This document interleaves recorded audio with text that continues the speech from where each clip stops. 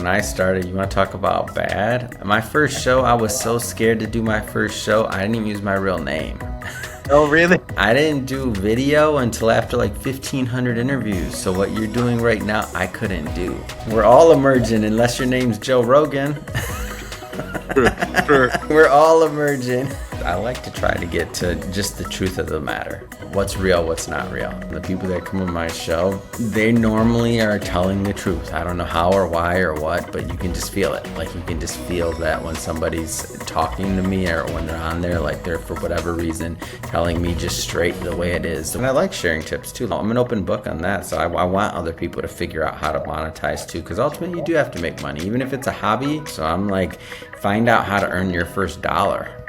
Like whatever it takes. The big mistake that most podcasters make is they're treating this like a sprint and they just don't understand they're in a marathon. When they realize they're in a marathon, like it becomes so easy. Because unlike playing basketball or football or soccer or whatever, you can play this as long as you can talk. Leadership in one word would be maybe authenticity.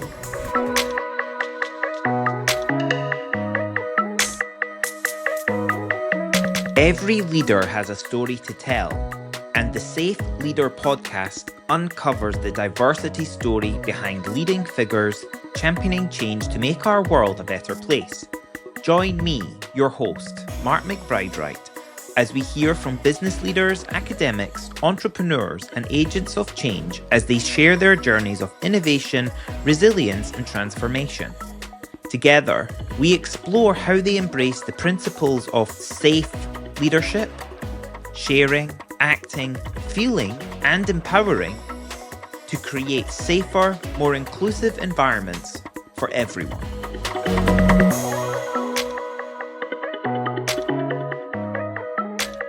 Hello, I'm Mark McBride-Wright, host of the Safe Leader podcast, and I'm delighted today to be joined by Adam Torres, who is a global speaker, best-selling author, and co-founder of Mission Matters, a media and publishing company empowering business owners, entrepreneurs, and executives to amplify their brands. A host of multiple shows under the Mission Matters podcast network, Adam has built one of the most influential platforms in business podcasting, with over 25 million views and a top 2.5% global ranking. A former financial consultant with firms like Vanguard and Charles Schwab, Adam transitioned from finance to media with the aim of helping leaders unlock the value of storytelling. Through his personal brand accelerator, multiple book series, including Money Matters, and a growing ecosystem of curated communities and live events, Adam is redefining what thought leadership looks like in today's creator economy. Adam, nice to meet you. Mark, man, I'm happy to be on the show. Finally, let's have some fun today. Yeah, well, yes, finally, exactly. Thank you for You're a busy man. I'm in. Let's do it. To move stuff across, move things around. Yeah, this should have happened a bit earlier in the summer, shouldn't it? Let's do it. I really, you've got a really interesting background, and this is the first time we're meeting, first time we're speaking, and tell us a bit about so in the Safe Leader podcast, we like to get to know the person behind the mic, the person behind the story that's in front of us. So tell us a bit about your background, a bit about your younger self, the young Adam. You know, what was his aspirations? Are you doing now what he thought you would be doing back then? Man, Mark, I tell you, I have this conversation and I'm thinking about it and I'm like, could I have said that I was going to be a podcaster back then? I don't think podcasts existed when I was in college. Maybe they did. If they did, I didn't know. So there's no way, no how I thought I was going to be a podcaster. I was a finance guy. So I in high school, I worked at Raymond James and Associates, so I started on that track, and this would be like 1998, so we're going way back when, and that's when before the tech wreck, and that's when everything you put .com at the end of a company name, and its stock ticker went flying high. That was the early days of tech. And so, I thought I was going to just be in the market. I thought all you had to do was make money was buy a stock that said .com. That's how you make Yeah, money yeah, back then. But no, I went to school. After school, finally I jumped around, and then I got into a couple different financial advisory jobs, worked for some of the big companies like your Vanguards and your Schwabs and all right. that good stuff. So that was my early days, really, right, like right out of college. I was in finance. And talk us through then your journey in finance, and especially in the context of the hurdles, the crashes, Yeah, the yeah, real headwinds, hurricanes even, that those industries have faced. Like what yeah, challenges did you have personally and professionally when those came about? And was it yeah. that sparked a transition, perhaps? Well, no, not that, but not then. But I will say this though. So how they asked me how did you avoid the 2002 tech wreck? Well, I was in college, I was in school. But then when I started at my first big firm, I can't make this up, Mark. It was the height of the market. I mean, if you look at a bar chart, I don't even remember the exact date. All I have to do is look back to that 2007 2008 time period. Look at the height of the market, and that was my first day of work. Wow. So that So would have been literally, you look at a bar chart, and that's it. I can pick my exact start date. That's no exaggeration. And then from every day after that, the market went down. If you down. can imagine that. Yeah, So that would have been early in the year then, January, February, because I remember, yeah, 2008, my mum got us tickets to go to New York, first time, mm, first big holiday, and the exchange rate was phenomenal. It was really, really good. And then after that, it just, yeah, went yeah, downhill. so that's how my early days. Luckily, I was at the Vanguard Group at that time, and I mean, it's a big company, great company, people well known, great infrastructure. So I was actually pretty protected during that time, and from the like professionally and otherwise, just because I wasn't. I was by the way, I was also in Arizona working, so I wasn't like close to Wall Street. So most of the Okay. stuff that I saw happening was on TV, was happening there. So we were pretty good. I was just personally okay. Right. But I also had the fortune of being at a big company like Vanguard, so that was very good to go through there. But I'll tell you one thing I saw during that time was it was a lot of people that were calling in. I seen a lot of people losing their jobs. I saw like the tech the housing crisis, as it was deemed during that time. I mean, that was no joke to me. Like there was a lot. I was like, do I really want to be in this business still? But that was my start.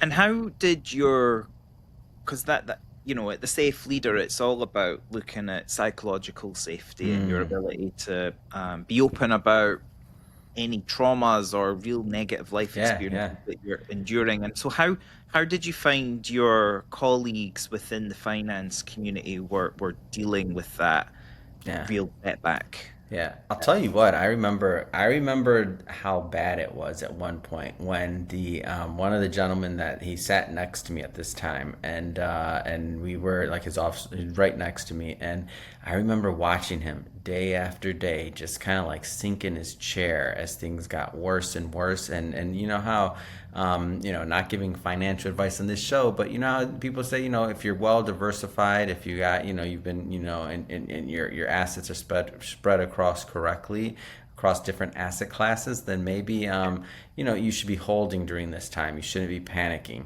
But this gentleman was older than me. He was much closer to retirement. He was not just starting out like me as a brand new college grad, right? And Yeah. at one point, I remember him cashing out of everything, and he's like, "I Wow. just can't take it. I know I'm not supposed to." So think about it. He's working with his clients all day long, telling them not to do this, and his whole 401k he went to cash, and I was like, "Oh my God!" He's just like, "I can't take it. I can't The, take the what's stress, happening." He the he couldn't take stress. he couldn't take seeing his portfolio fall as far as it had, Yeah. and he just couldn't. He went to all cash, and I was like, "Wow!" I was just like, that's kind of what taught me. Like at this point, I'm just out of college, so I don't have a bunch of Yeah. assets, and the assets that I did have, like the lucky thing about, I mean, I did well, and the reason I did well wasn't because I was smart or I was timing the market or anything. It was just because I just had enough money finally to buy some property when all the properties were cheaper and on sale in the area, because I remember buying my first property out there and seeing the person I bought it from. They had a bunch of properties. It was a dual household, MBA, smart, did everything right, but they were over leveraged and they were Right. losing a lot of their properties. And I got one of them. And so a property that they bought for, I think like 400,000 something. Maybe I picked up for like, I don't even remember at this time actually, but let's call it 100 and something. So I Wow. got it like it Is was that just through insane. the foreclosure kind of arrangements or the mechanism that you have in the US to I think it was um short selling back then. Like right, I don't know exactly what, if there wasn't any particular program or something else like that right. that I remember of, but I just remember that they were the losers and I was the winners on that one. And I remember thinking, you're getting back to the psychology that taught me, man, there's winners and losers. There's winners and losers in investing. So just like that gentleman that was sitting next to me and had an office next to me and was, cashed out in his 401k, I realized there's somebody else on the other side of that trade. Like Yeah. there's somebody else on the other side of the trade, just like there for the real estate property, there was somebody else on the other side of that trade, so to speak, which was me, and I won on that one. But it kind of taught me, like, I might not always be the winner on some trades, so you gotta kind of watch it, right? Yeah, ride it out for the longer term. But of course, you had age on your side there. Yeah, You for know, sure. I'm not you're judging able. him in any way, but I'm just like, wow, that was something else. That was a lesson that I took with me that I'm like, you got to be kind of careful on certain things. You got to be okay with the risk that you're taking on an investment. Did you feel then that people aren't clued up with the right sort of financial education, the right guidance, the right knowledge to make informed decisions on their financial matters? Is that one of the things that you're hoping to solve through Mission Matters? One of my shows and the Mission Matters platform, Mission Matters Money, I bring on financial experts all the time. So I mean, I've done Okay. hundreds and hundreds of interviews. My original book, my first book was called Money Matters, and that's exactly what I was looking to do. So the first book that I put out there was Money Matters, and the idea behind it was, I felt that people were really kind of missing just some of the core building blocks of what to do when it came to investing. Okay. And I didn't think, but by the way, I wasn't thinking like, oh, I'm bringing some brand new like concept to the world. Yeah. What I understood originally was that it's kind of weird how one person says something and it does and it resonates, and another person says the exact same thing and maybe it doesn't resonate, or vice versa. It might be one person says something and you finally get it and you're like, oh, okay, Yeah. that makes sense. And then somebody else says and you're like, it just doesn't really register. So I realized that I could teach some of the same basic principles that I had learned in Robert Kiyosaki's Rich Dad Poor Dad, or all the other books. It's all kind of like recycled information on a certain level. On a certain level, it's all recycled information with different context and flavor and different types of stories that make it maybe digestible for somebody else when they're ready to hear it, right? So I don't think it was a groundbreaking book or anything like that, but it helped a lot of people. It helped a lot of Yeah. people, and it's still helping a lot of people. We still sell those books. Yeah, I probably need to look into it. I read for the first time. I'd flown from New York to Edinburgh, and I always have this little rule for myself that I'm only going to buy two nonfiction business books per trip. Otherwise, my bookshelf just keeps expanding, and I'm not Yeah. getting through them. So this was pre-departure, Hold which on. is So you rare. read on a trip? You read on trips? I read, yeah, I try. So That's this was awesome. pre-security. I went to the bookshop that was there at Edinburgh Airport. And then I had a little bit of time. So when I got through security, I went into the bookshop on the air side, the departure side. And I can't remember, I went in to buy something specific that I'd remembered. But then I saw another book and I thought, that's an interesting title. And it was Robert Kiyosaki's book. Am I saying his Yeah. name right? Robert Kiyosaki. Yeah, yeah. Kiyosaki, Rich Dad, Poor Dad. And I just opened it and read one paragraph and I thought, this is quite interesting. So I picked it up and Yeah. I then I then read it, and I think I read it in one sitting.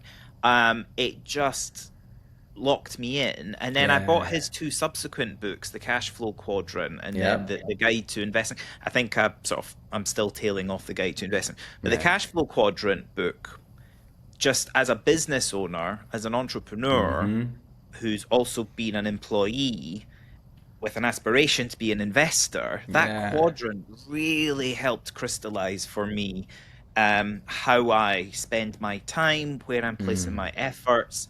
It really spoke to me about, the synergy that you almost create with your partner when you're Yeah. having a family, and the risk mitigation of one of you being in employment full time and the other one, provided that covers everything, the other one being able to be more risk taking with freelancing, or not being dependent on two salaries to pay overheads off the cost of the household and what have you. It it really crystallized all that for me. And your point about how, like, educating people on money and how to use money, I think is so relevant, because, like, are we taught proper financial education? Yeah. Well, that book, I mean, that book was one of my core things. And they have a game to that too. So Cash Flow Quadrant is an actual game. And I used to, so early in my 20s, we used to play that game, myself and some friends. And Right. then I took that game piece, like the actual game piece from the board, and I Yeah. started to run my life from that. And I No literally way. took it. No, I did. And I was, at that time, I was semi-retired by the time I was 26.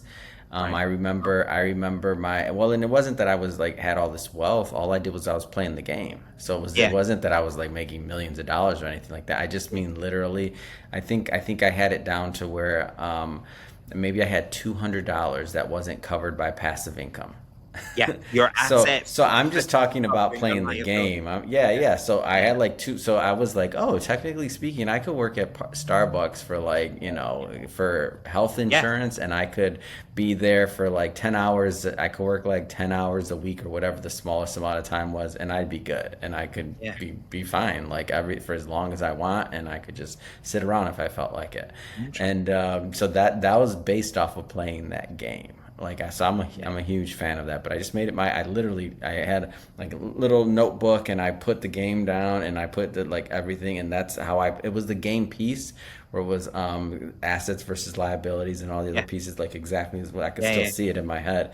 I just made So that I played my I life like that, and every decision I made was based off the game. I just played it like I was playing the game. And I'm so it took me like 3 years or something like that to get to that Okay. point. I'm excited to hear you say that, because I bought the game. Yeah. Then we decided to relocate back to London from New York. So the game is still in cellophane being transported Oh, the back to game's London good. I'm by telling you. shipment. And I've not played it yet, so so the you've game inspired me when you to get the play. game piece out like that, make your own. Put it like it's fun. Like you just Okay. I literally just put my life in that game piece. And I know it might sound silly because you might excel and all the other things and all the complicated financial things that we have, but no, Yeah. I just played it. I used their game piece to do it. So tell us a bit more about your financial ecosystem that you're building out, how you're helping the broader community with your, some Yeah. impressive rankings and Yeah. achievements and Yeah. reach So that we quoted there in your introduction. Tell us a bit more right. about you and what you do. So really, after I was in finance almost 14 years, so it was a good run, and towards the tail end of that, I had my own firm, my own RIA as they call it out here, and that's the type of firm I had. And at that same time, I had a small little media company that I'd started with another co-founder that I brought on afterwards, but as well after the first book came out, so we started a company together. And that little media brand started to grow a bit, and as that brand started to grow, it became pretty aware that I wasn't I don't know, I wasn't one of those people that was blessed to be able to do two different things like some people could do Right. it. Like I don't like some people can have all these different hobbies and different things. I can do like one thing pretty well, like that's what I can do.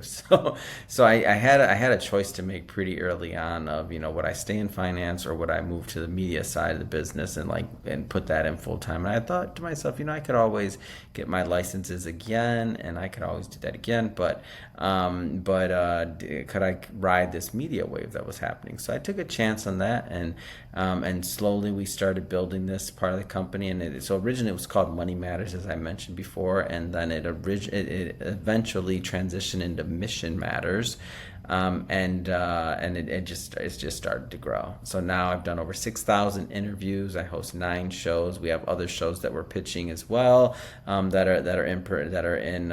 we're pitching to different networks and other areas. But yeah, so it's grown, and I'll do 1,500 interviews this year. So Wow. it's been a privilege. Like, we're finally growing to the point where we're international, where I'm doing international appearances for Mission Matters and for the show. We have a gig Okay. coming up in Singapore and Riyadh, and we got multiple countries on the docket. I'm supposed to be going to Africa. Just all these different things that have come really from podcasting. And so Okay. one of the reasons why I come on shows and I guest is because I want to encourage other people to share their stories, not just on my show but just I want them to create their own shows, just like you're doing today, Mark. Like, Yeah. that's the aim, that's the goal. I want other people to really get in the game and telling their stories and to be part of this creator renaissance that we're in. That's so cool. That's so cool. I appreciate that. I mean, this is, yeah, still a little bit amateur compared to what you've probably got with your production and all that. No, and I You like know, that you bring that up, because it's not like, Mark, when I started, you want to talk about bad? Like, man, my first show, I was so scared to do my first show, I didn't even use my real name. oh, really? I didn't do video until after like 1,500 interviews. So what you're doing right now, I couldn't do. Like, you put on a camera and I was like, I forget my name. I wasn't gonna like I couldn't get through an intro. So you're way He's farther still ahead there? than I am on this, Mark, when I started. Put it that way.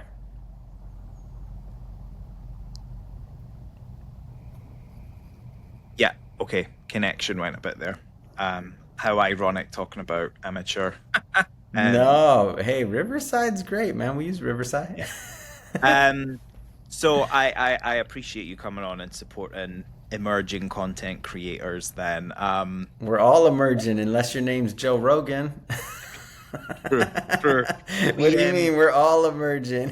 what inspired me was you're right, this new medium, I think Stephen Bartlett's statistic Mm. was, it's something like only 1% of pod or media consumption is podcast. I can't remember what the statistic was, but it Yeah. was some incredibly small percentage which showed the traction that it's yet still to gain. Yeah. And when I think about my transition from engineering Hmm. into consulting and diversity consulting and what Yeah. have you, it was Jennifer Brown's podcast, The Will to Change, that Mm. was my Bible, essentially. I used to Mm. listen to it every time there's an episode out. It really helped tool me up with my knowledge and what I needed. Wow. And it's just been a constant. And I find myself sometimes like quoting guests that I've heard on there. It gets into my psyche and helps in sort of inform the tapestry in my brain of Mm.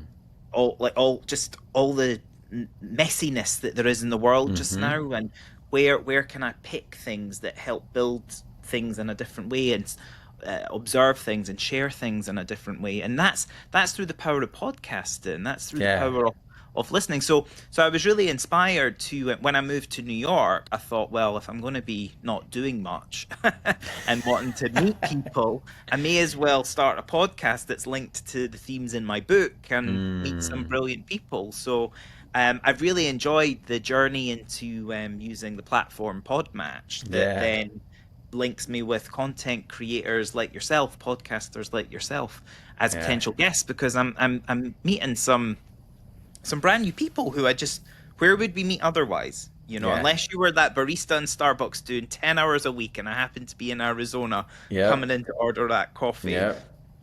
and we probably wouldn't even have this conversation anyway. So Yep. Yep. Yeah. it's so good. So with your experience of so many episodes then, can you Mm-hmm. cherry pick, pull out some key guests that you've had or stories that have been shared Mm-hmm. that relate to what you're trying to achieve with Mission Matters? Yeah. Well, one of the things that I like about our show is I like to try to get to just the truth of the matter. Like what's real? What's real? What's not real? And so I'll give you an example. I don't know if you're familiar with for example, like Mrs. Fields cookies. So I know growing up I had all these. There's this cookie shop in all the malls called Mrs. Fields, and there's tons of them. There were thousands of them at one point. And I had when I was a couple years into doing the show, I had Mr. Fields on the show, and it was kind of fun because he was it was not what you expect. And one of the things that I learned about that original like concept in cookies and what it was is it was one of the first, if not the first, like tech just in time like tech companies. So this goes way back when. So everybody thinks it was a cookie shop. It wasn't. Their secret, and this is before the internet, this is before anything else like that. Like what they had is they had a technology that could guarantee that across their entire network of hundreds of stores, there was never a cookie that was left out for more than, it was something like 5 minutes or something, he said. So It was basically, they're constantly baking them. So the entire network. So when they got bought out for that technology of just in time, really, is what it came down to. And so I thought that was interesting, but then taking it a level deeper, I asked him about what it's like to be an entrepreneur and who should be an entrepreneur, things like that. And he says and he gave like the darkest answer I ever would have expected in my life. He says you got to be basically crazy. You have to be you almost have to be addicted to pain if you're going to be an entrepreneur. And I'm like, you're the cookie guy. You're supposed to be like, I thought you were gonna be like nice, friendly, have a vision and it's all about your purpose, or give me something like that. Not, yeah, you want to be an entrepreneur, you got to be crazy. You got to be into pain. Like there's something that drives you that makes you want more pain, because that's what being an entrepreneur is. And I'm like, oh man, you crushed me. But that's the kind of for whatever reason, the people that come on my show, they normally are telling the truth. I don't know how or why or what, but you can just feel it. You can just feel that when somebody's talking to me or when they're on there, they're for whatever reason telling me just straight the way it is, the way their journey was, or the way that they've been able to succeed, or what went wrong along their way, or what's going right even sometimes, which is good, and we can get a lot of insight from. So I like to think about it like that, but then I also like to think about one of the things that I do that's slightly unique, that since I have the privilege of being a full-time podcaster, is I travel a lot, and I'm always covering different conferences and different events. So I cover some of the most exclusive, largest events in the world. Like for example, the Milken Global Conference. It's like $35,000 a ticket or something like that. It might be more now. And that's not to sponsor. That's just to attend. Yeah. So when I think about where I'm from small town Michigan. I'm from Detroit. I'm not from a place where my parents or nobody I knew had $35,000 to pay for a ticket to a conference that lasts a couple of days, right? That could be somebody's full year's wage. Yeah. So when I think about what I'm doing, inadvertently, by the way, I didn't design it this way, but this is just the way it's turned out. I didn't know that I'd have that type of success or be able to have those experiences, by the way. I didn't know. I just kept doing more interviews. So now I like to think of it as I get to take my audience into these exclusive events and have these interviews with people that very unlikely, I know I would have never had access to them in a million years. So most of my audience wouldn't have either, especially not from my lenses. So that becomes interesting. So it's kind of like you're on a journey, like these headsets that I'm wearing right now. I take these things around the world, man. It's fun. I love it. And I'm realizing with this getting scaffolding installed, as I said, so I've moved from my office and I can now see this microphone flashing green every time you talk, which is a little bit annoying and distracting, but I'll get that sorted. All good. I couldn't tell. Only you're the only one that knows. I promise you, Mark. Secret number one. No, pointed out. I love your idea of taking audiences behind the scenes, and I hadn't really appreciated when you say that how many shows you cover, and obviously the monetization that you get from it through however that is, whether it's advert sponsorship or being paid to come and cover all of the above. So it could be, and I like sharing tips too. That's all. Okay. I'm an open book on that. So I want other people to figure out how to monetize too, because ultimately you do have to make money, even if it's a hobby. You can only have a hobby so long that takes this much time, creativity, and effort if you don't have any return. So I'm find out how to earn your first dollar, whatever it takes. I have. I'm just sort of doing it to meet people and Yeah. capture stories. And I guess the hypothesis is that it's building a sort of ecosystem of content that's linked to this idea of creating safe leadership, where Mm-hmm. people share, act, feel, empower. And you They share mentioned for their your story. book too, right? It's for Mm. your book. So Yeah, book sales, like driving book sales, like lots of different ways. exactly. Speaking gigs, branding. I mean, there's Exactly. so many different Exactly. ways to think about like if I was to list some profit centers, just to let other podcasters have some insight. Definitely getting paid to go out and podcast on site. That can be a little tricky if you're just getting started. Yeah. People being paid features, people coming on the show for a certain type of show or a certain type of paid feature. You Okay. could think about on the back end different things that have come up. I'll give you one of them that came up from a conversation just like this during COVID. I was no longer on the road traveling because everything was closed down, right? And Yeah. so I mean all the conferences, well everything technically. I mean I live in California, so technically everything basically was closed down. But Yeah. Yeah. we started getting requests, so I'd be doing an interview just like this, and the guest would say, "Hey, can you help me start a podcast? I've always wanted to start one." And I'm like, "No." At first, I said no, but then I was like, "Well, wait a minute. We got bench time. We didn't lay anybody off. We don't want to, you know what I mean?" I was like, we haven't never Yeah. done this as a business or for a company, but we sure do know how to launch podcasts." And now, fast forward, a couple years later, and we've launched over 250 shows, and Wow. we have a thriving podcast agency and production side on that, and it just keeps getting bigger, and I would argue we're a premier place for producing new shows. So that all came from, so if you're listening to this and you're thinking about how to monetize, the way that we've continually created new products is just by listening to our audience. Right. That's it. Right. Right. That's it. Our audience. And so also publish books. We've published over 400 authors now. How did that Yeah. happen? We started as a book publishing company doing an anthology series, but doing individual books and things like that, that came from people on the podcast. They're like, well, yeah, maybe I don't want to be part of your anthology, but I've always had this other thing that I wanted to do. I want to write a book Okay. about this. So then we started doing that, and we published over 400 authors now. And then same thing with PR. We grew a whole PR division based off of guests and people asking for, hey, you're great at PR. You do all this. You do this, do this. Can you help me with PR? And we're like, sure. So How? all of those profit centers, just so you know, those weren't pre-planned.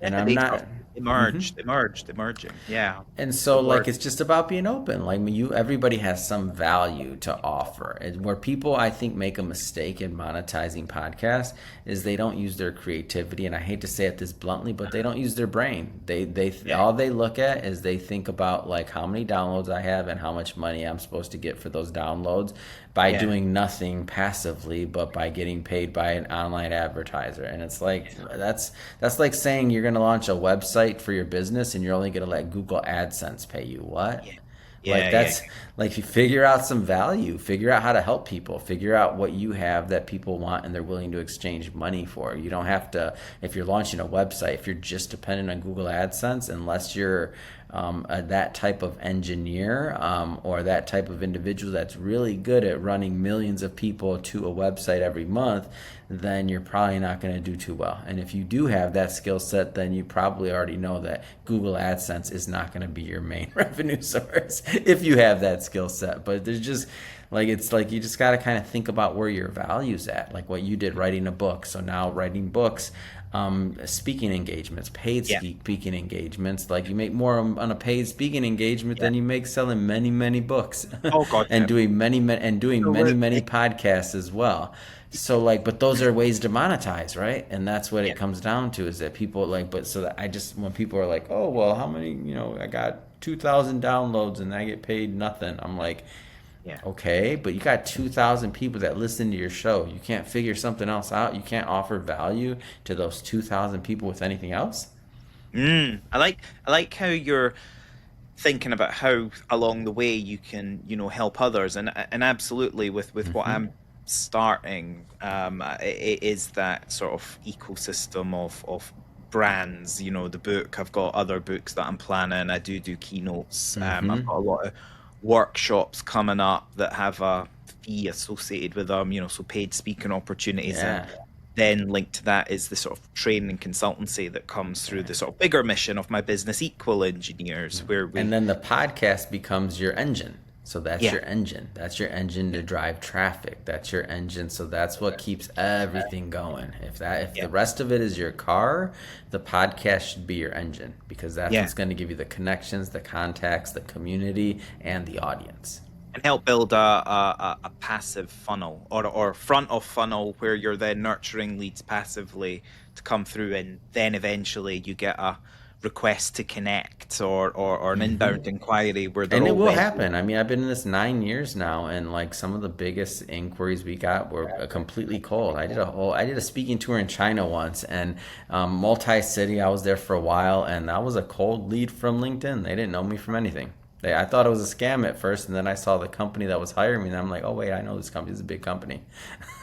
How is there a sort of magic number of episodes or audience reach or growth that you find across your portfolio or communities Yeah. community that you've helped, or does it depend on the topic, the niche, No, the I think to me it's just about longevity, like yeah and thinking about value, like so longevity and value. So I have the way I have a book coming out. It's called 1 Billion Podcast: The Future of All Media. That's going to be coming out in November, and in this I talk about some predictions I have for the industry.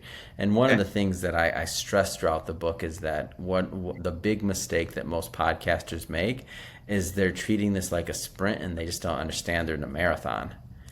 Like yeah when they realize they're in a marathon, like it becomes so easy. I have a chapter in there talking about called the Centenarian Podcaster, and we're gonna be 100 years old podcasting, and yeah why? Because longevity tables. I mean, we're living longer, so if we're fortunate enough yeah to live into our hundreds, but at what point are we not going to want to have one conversation with an interesting person in the world and record it? Why wouldn't we When- want to? And when you think about it this way, and this is the argument I make in the book, many people when they get older, especially if they live long enough, their friends pass, they loneliness leave, they're lonely. So yeah if anything, I think there's going to be a resurgence in this in this generation of this. Your podcast might get more active as you get up there in age. And think about this. This is at the height of your wisdom. This is yeah at the height of your life and living. This is yeah when you've lived many, many years and you have perspective. So the content is actually going to get better, possibly in your hundreds. yeah And so now when you think about it like that, and you're planning and you're thinking about a catalog and you're thinking about all these things, it becomes easy. Now yeah it's kind of like chill out, relax. fill Like in what do go you with mean? fill Like out you go with the got flow 60 yeah more years if you're lucky on podcasting. It's okay. Like, and if you think about this though, let me give you some of the other way to kind of reframe this. The greatest people that ever did this business, you think about like the Johnny Carsons, or like all the old school people that had 30-year careers, 40-year careers. Their catalog was not public. They didn't have yeah the distribution we have. So if you have the right perspective and you're a podcaster today, and you say, I'm going to podcast as long as I'm lucid or I'm coherent and I can have a conversation with somebody, what does your catalog and what does your reach look like with 40 years of content? yeah And what does that look like when it's still searchable, it's still out there, when it's it gets better and better, it's all authentic, and obviously a lot of things are going to be AI driven. So then this authentic, like original content is going to have even more value. Like what does that look like over time? Like I think I've already interviewed the next Elon Musk. I think he's already been on my show, he or she. wow I don't know who yeah they are, by the way. I don't know who they are. I'm throwing yeah that out there. I'm not claiming yeah I'm that smart, but I've already interviewed them. Like I've yeah interviewed some cool brilliant people, and maybe they just haven't hit their stride yet to where we all know they're the next Elon Musk. So if you think about it that way, yeah like it becomes like enjoy the journey, start recording, like have fun, figure out how to add value. If you want this to be your full-time gig, then figure out ways to add value to where somebody's willing to exchange enough money for the value you're adding to where you can be full-time. If you don't want to be full-time and it's going to be a hobby, great, but make it a hobby for the rest of your life. Because yeah unlike playing basketball or football or soccer or whatever, where you true can't play that once you get to a yeah certain yeah age, this you is can the play level this for as long as you can talk. yeah You can play this one. I like that. I like that perspective. One of the how do you find podcasting fares against like other ways to record content to get in front of an audience. So for example, use myself as an example. Yep. I had this idea, I always have these ideas for like a project. So I lived in New York for a year, just moved back about a month ago or so.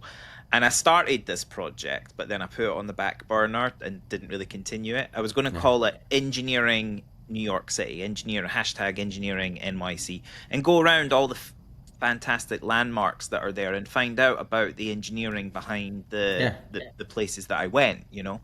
So I only ever recorded content for one. I don't even know what it was going to be, if it was going to be a series of TikTok videos or something for LinkedIn content. But you know, I bought some DJI microphones and bought a gimbal and bought the new iPhone. You were on it. You were on your you were going. Go for it. All right. Went down to the Brooklyn Bridge and recorded around there. Walked across it, and like it was fun. Like it was actually really fun creating. Sounds hard. That doesn't sound fun to me. That sounds It sounds like it's not sustainable, and it sounds hard. Like exactly. In my book, in the book I write, I say that I want people to create the episodes they can do in their sleep. Like, and that's I want you to do that, because it's not. That sounds hard, man. That sounds like something you do once. That sounds like a chore. Bless anybody that's out there doing that type of content. But I learned about like Emily Roebling through it, who was like a famous engineer, or her husband was the engineer who essentially designed and started building Brooklyn Bridge, but he fell ill, died. She took over the project management of it and eventually was the one that enabled the bridge to be completed. Wow. And given that my work's all around diversity and celebrating difference and different voices, what an amazing story to unearth. Otherwise I just would have been completely oblivious to it. I would not have come across it unless I read the plaque that's actually on the Brooklyn Bridge. But the point being that yes, it was incredibly intensive content to film. And I don't recommend that unless somebody really because can you picture doing? This is the way I look at it. So you're an engineer. I was in finance. So my going so hard into the podcasting space wasn't a creative decision. It was a macroeconomic bet on the market. And I'll tell you what the numbers are. There's over 150 or 115, depending on where you're Googling or what ChatGPT is telling you, YouTube channels out there in the world. So let's just call it 150 million plus YouTube channels, period. There's less than, give or take where you get it, there's about 4 million podcasts out there. So then I look back you look at the history of it, and this is some of the stuff I talk about in my book. You look at the history of like how these platforms started. And so for YouTube, they had a partners program really early on, and that partners program rewarded small creators so you could start earning pennies pretty quickly. Podcasting, that it's called dynamic advertising. For anybody that's listening that doesn't know quite how it works, it just means that dynamic advertising means that when you play a video or you play a podcast and then there's an ad that pops up there, when that you'll be able to put more ads on there and they go away. So you can just put a couple, like let's say a advertiser buys 100 downloads, whatever. After those 100 downloads happen, then what happens is that ad moves on, and then you can put another ad in its place. So it's just dynamic advertising without editing, without taking anything down. So just think about it as your normal YouTube experience. Well, podcasting hasn't had that for very long. So podcasting came out of radio, really, and it was a host-read ad. So with host-read ads, the host is literally doing what? Reading the ad. It's a baked-in ad. After you sell that episode and you sell that advertising, you can't resell it. You can't resell it. So now what you have these catalogs building that aren't as valuable as maybe some other ones on YouTube. Well, now that dynamic advertising is prevalent, on podcasting, the small creators can even be rewarded, which is going to drive more people to podcasting. So in my book, what I talk about is there's going to be over 1 billion podcasts, especially when you think about bringing online places like Africa that have like phones that are going to be cheaper and cheaper. And when you think about where they're going to create, what's going to be the easiest thing, audio podcasts. You think about India, you think about all these other areas. And so now when you think about the market and the growth potential for it, my argument is we're like in month 6 to year 1 of YouTube right now when it comes to podcasting. Even though podcasting's over 20 years old, technically, but the infrastructure to do what we do now, it's not what it was. So you might as well say podcasting just started. So just let's say that that I'm wrong, and there's not, and that there's not going to be hundreds and hundreds of millions of podcasts, or a billion podcasts is what I argue in the book. I think podcasting will be just like a website at some point. And what's interesting about that is all that will happen is it's going full circle. So podcasting started with something called audio blogs. So that's where it was one of the very first things, and that's when back in the day of like iPods and things like that. So if I'm wrong, let's say I'm terribly wrong, and there's only 50 or 100 million podcasts in the future. Right now, there's only 4 million. Yeah. You know what that does to the audience? It's massive. So my bet is on the trend. My bet is on the usability for downloading. My bet is on the advertisers. That experience that you described earlier about the podcast that's part of your life, Mark, this is the only type of content that does that, and it's not by accident. Whether you realized it or not, it's because you're passively listening to the content. So if you think about the way your brain works, there's active versus passive. Active is if you're looking at a video and it has your full attention and you're watching it. When you do that, your eyes are now justifying, just like when you watch a movie. Is this real? Is it not real? Is it look fake? Is it not fake? Can I believe what I'm seeing? So you literally have another barrier of digesting the content and the material. It's like a filter your eyes act as. With a podcast, especially when you have AirPods in, they're literally sitting in your ear canal. So you literally have, the audio vibration injected into your body, literally. And then you add on the next layer to it is when people are normally podcasting, they're doing something else. So, or listening to a podcast, they're doing something else. So they're, they're driving, they're at the gym, they're whatever, they're doing dishes. So now that information, that host's voice is literally feeding into your subconscious. It's on a whole nother level you don't even understand. So you feel, Mark, a stronger emotional connection to that host without even knowing why. Period. Literally an emotional connection. And without even knowing why, it becomes part of your life. So when you think about that quality of it and your favorite host and the power of voice there that we don't even completely understand, now add that to the macro trend. Add that to the fact that podcasting is just starting, because the way to actually monetizing is just starting. There's only 4 million podcasts. If there was only 4 million YouTube channels right now, and you knew 100% without a doubt that one day there was going to be 150 million plus, would you be doing a YouTube video every week? Yeah, you would. Well, you know, and your audience knows, if they didn't already know, now that they're this is the biggest gold mine, period, in creating content, period. Like, it's the biggest. And for those that stick with it, and those that, and what am I talking about when I say stick with it?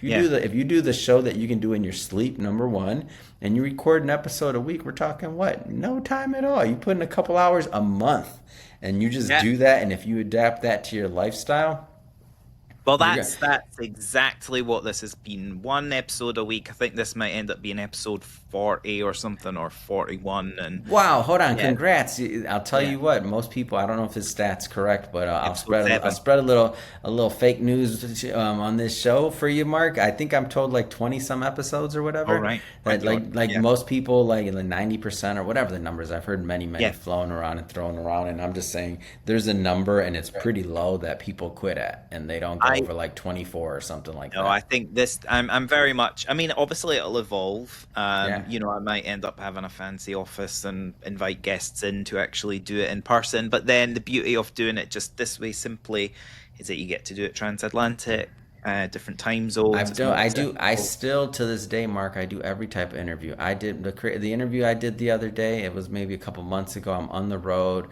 I wasn't gonna make it to the studio. I wasn't gonna even make it to have the fancy setup. I pulled over in a truck stop. And I did I banged out 4 interviews, because these people have been waiting. These particular guests have been waiting like 2-3 months to get on the show. And I wasn't going to try and reschedule and say, I got to do it. No, I pulled over and did it right there in the car. I did the interview. So Yeah. like for people, this is a sport. This is get it Yeah. done. This is record. Like somebody get my first show, Mark. I didn't even edit it. I had Yeah. it. I recorded it on my phone. I uploaded it. I don't even know if you could call it a podcast. We call it like tape recordings of Adam's voice and with the guest like on a tape whatever on his iPhone. That could have been the name of the show with no editing. And I did over 300 episodes like that, 300, and Yeah. built an audience. That was our first audience because I Fantastic. wasn't even gonna buy a microphone until like I didn't even. I'm like, what? This podcasting thing's stupid. Like I didn't know. It was just playing Yeah. around because the other co-founders said we need to start one. And I'm like, I'm not starting a podcast. It's silly. What? I don't listen to podcasts. Nobody listens to podcasts. So I didn't even know what it was. So like, and I did 300 episodes before buying a mic. And we built an Yeah. audience from that without even editing. So the key here is that like so there's a kid right now that will do that exact same thing while we're sitting here talking with our fancy microphones and this and that. Somebody's going to start a show on their phone. They're going to launch it. They're in some other country even, and Yeah. we don't know, and their show's going to be big. Oh, I love it. I love it. You got me all excited and energized for this. I like I it. like the numbers for you, Mark. You're an engineer, man. This is a macro bet. This is a macro play for me. This was a financial decision to Yeah. understand that industry. And when you and I, if I think I know your curiosity, you're probably going to look into some of the things I talked about, and you're going to sell yourself even more than I ever could. All I did was plant the seeds for you. So well, looking ahead then, what excites you about what all your ecosystem of business activity and entrepreneurship? Like what does the future look like for you? You've got your book coming out that you mentioned. Yeah. What else is on the horizon? Well, for me, it's about episodes. I have the remember I can do like one thing pretty well, maybe really well, and so the entire company has been designed to where I podcast. Like that's what I do. The rest of the company, so I spend maybe 30% of my time doing running the company as CEO. The other 70% of the time, I spend in front of camera or behind a mic.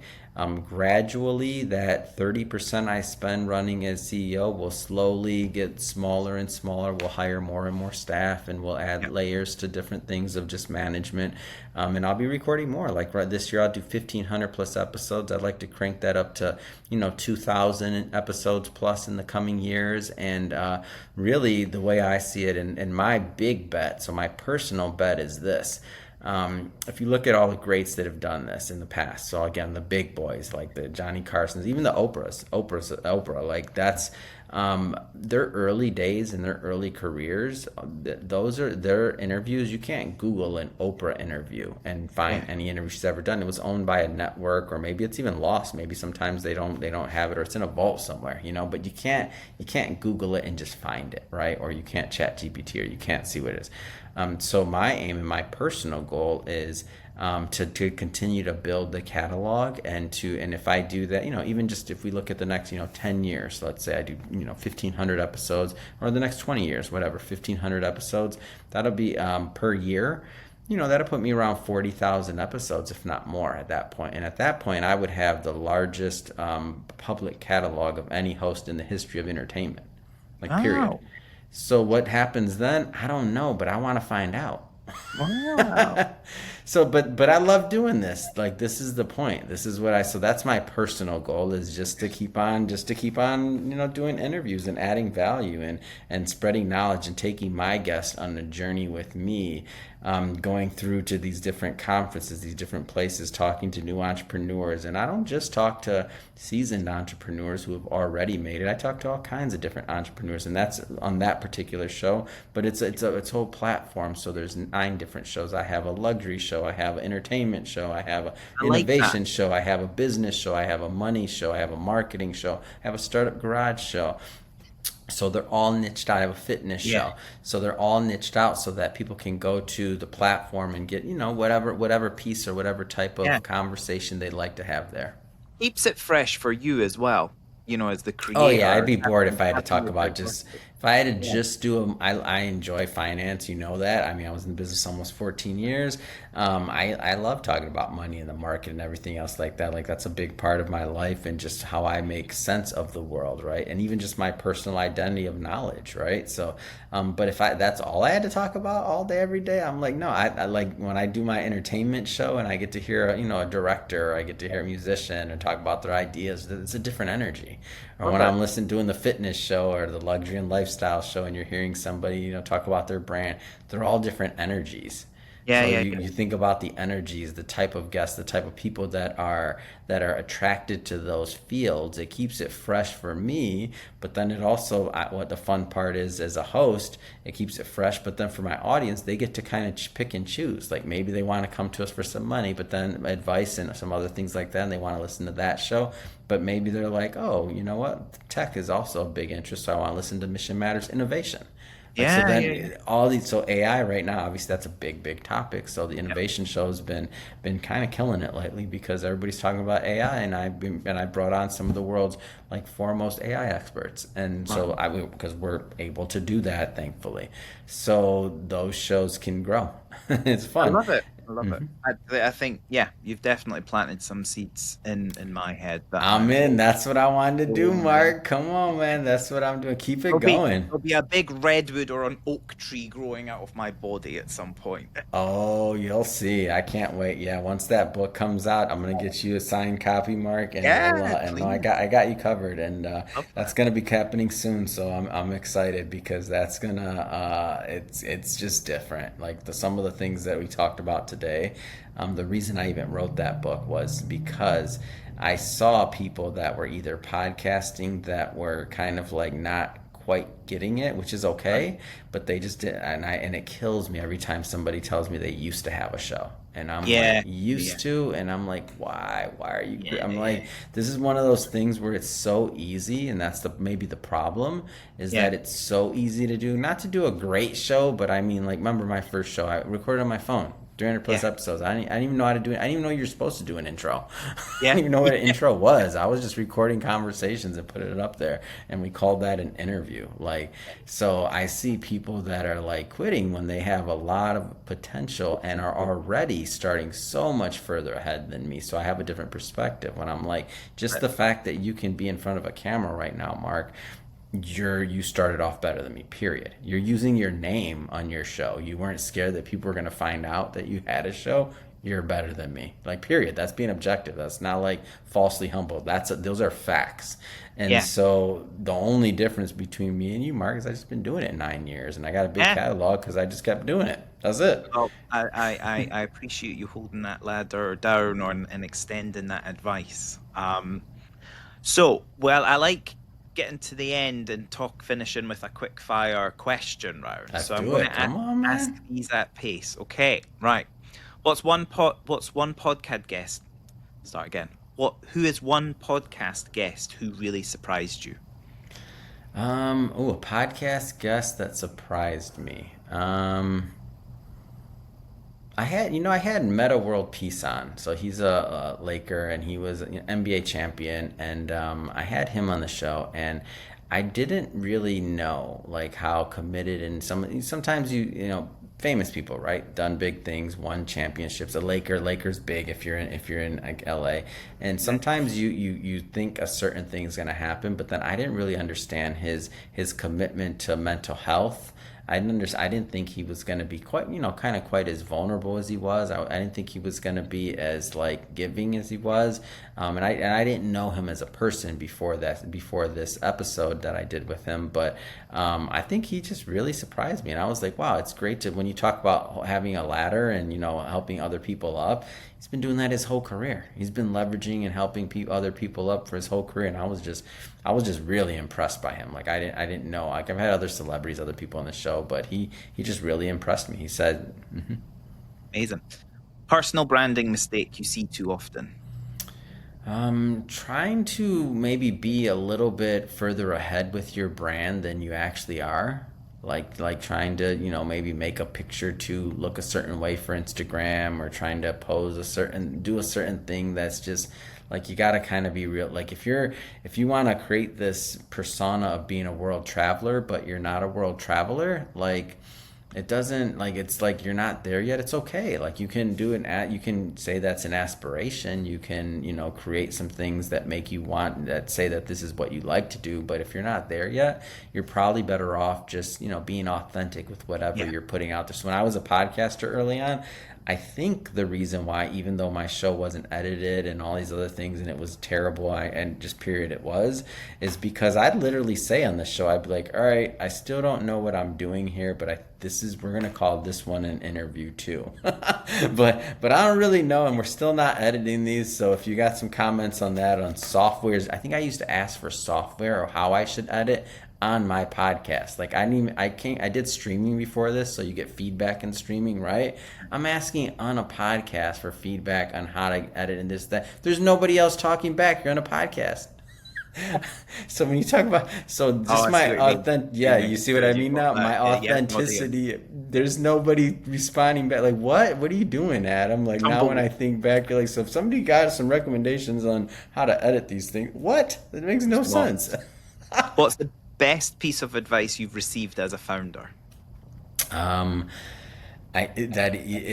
money has to make sense. Like you got to make your cash flow is your lifeline. Like you got to be able to stay in the game, and if you're not watching those numbers, you're gonna crap out. Like you got to be able to stay in the game. What's your favorite way to relax after a big keynote or recording day? I'll put on some anime. I like to tune out and just put on some anime. What's one book every leader should read?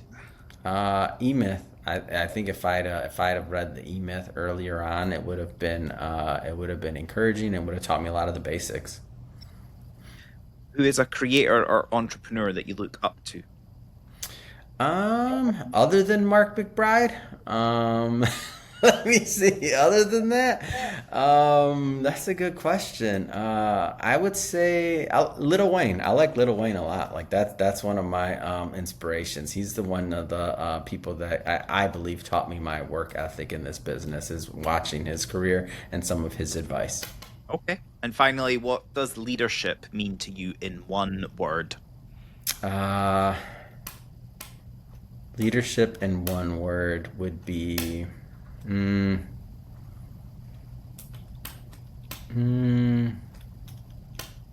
maybe authenticity. Authenticity. Fabulous. Great way to end there. So I've really enjoyed this. I feel like it's been a bit of a tutorial as well. I've really learned a lot from it. Thank you, Adam. If people want to get in touch with you, find out more about your work, your ecosystem, listen to some of your shows, how should they do that? Just connect with me on Instagram. Real simple. Ask Adam Torres. There's a link tree on there if you care to look at any of the content. Anything else, there's a link tree. But if you're working on a show, you got some questions, if you're working on a book or anything else like that, like I do check my personal Instagram. So Ask Adam Torres on Instagram. Connect with me there, and you'll see all the ecosystem. You'll see more of Adam than you ever want to see in your life on that link tree. It's all good. I believe we give more free content than any other company of our size in the planet, like period. Like check out our link tree on Instagram and Ask Adam Torres and call me out if I'm wrong. Fantastic. Thank you so much, Adam. Appreciate it. Thank you, Mark. You have been listening to the Safe Leader podcast, uncovering the diversity story behind leading figures championing change to make our world a better place. If you have enjoyed the episode, please subscribe to the Safe Leader podcast on your podcast platform of choice and get notified when a new episode goes live. Did you know that we also offer a full transcript on each of our podcast episodes? Check out my website, markmcbridewright.com. Here, you can also explore the training, coaching, and keynote speaking services I offer. And whilst you're there, why not join the Safe Leader community by subscribing to the Safe Leader Insights mailing list? Thank you for listening, and please come back and join us on a future episode.